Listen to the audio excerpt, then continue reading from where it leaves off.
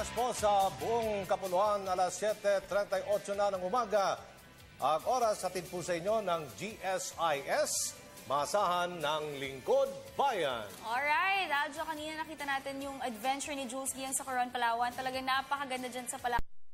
Nakikita talaga natin na very, very successful ang project ng Department of Tourism na It's More Fun in the Philippines. Kasi alam mo yun, para sa akin, bakit ka pa magiging dayuhan sa sarili mong bayan? So unahin mo na yung bansang Pilipinas, mag-explore ka dito dahil ang daming magagandang spots here in the Philippines. At maliban pa dyan, mga masasarap na pagkain, meron That's tayo right. dito sa Pilipinas. Ha?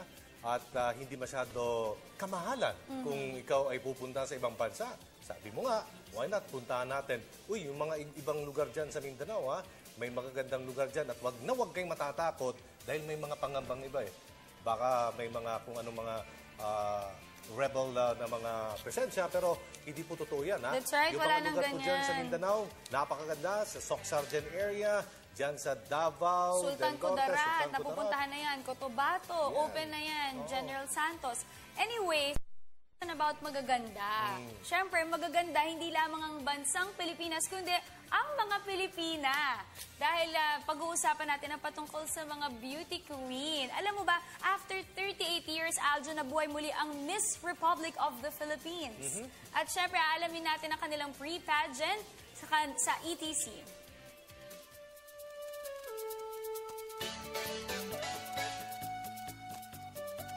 Beautiful smiles, well-sculpted body, gorgeous catwalks, and attractive intelligence.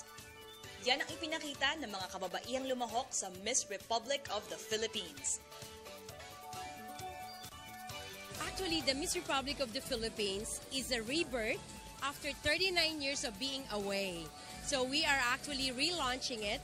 The girls actually come from the 20 places all over the world, which is our foreign Filipino and also our Asia Pacific and the Middle East. We also have 20 domestic candidates, which is coming from Luzon, Visayas, and Mindanao. Nagpatalubugan ang mga kalahok sa kanilang mga sexy outfits at modeling skills. We are going to select the Miss Pleasant Touch. Bukod sa kagandahan at paseksihan, magtatagisan din ang mga kalahok sa Grand Scholarship Grant na premyo sa mga mananalo sa Patimpalak. This is different because it's a scholarship pageant. They will be here to actually study and develop their own careers. Aside from the cash, prize that we give them, more on scholarship. So they will choose any course that they want for further studies, and they have an allowance too, and free board and lodging. We are more on intelligence. We have % for the intelligence and 25% from the other factors. The candidates this year, they are all fantastic.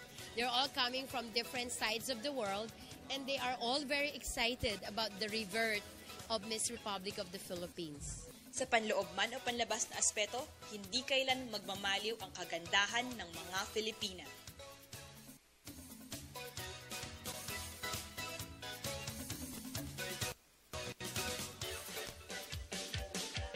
After how many years there? After 38 years, nabuhay muli ang Miss Republic of the Philippines. Alam mo, magaganda yung mga ganito kasi meron silang beauty with a purpose. Diba? Pinapakita yung ganda ng mga Pilipina, pero hindi lamang yun. Meron silang mga kani-kanilang mga advokasya. Totoo yan. Ang mami Sumali ko, ka na ba? Sa ako beauty never pageant? hindi naman ako bata. Pero mami mo? My mom, Binibini Pilipinas 1970. Batch ni Miss Margie Moran. Nasa top 10 lang si Mommy. So, tingnan mo naman kung gaano po kaganda ang ating mga Pilipina. That's right. Miss Dayan, one of the concrete examples mo, ha? Wow! Na pwedeng sumali sa mga ganyan mga patimpalak. Alam mo, Aljo, happy viewing kay Direk Carby Salvador. He's watching right now. Kasama niya si Toby, Fabio, Ashley Rivera, and si JR. Hi, Ashley.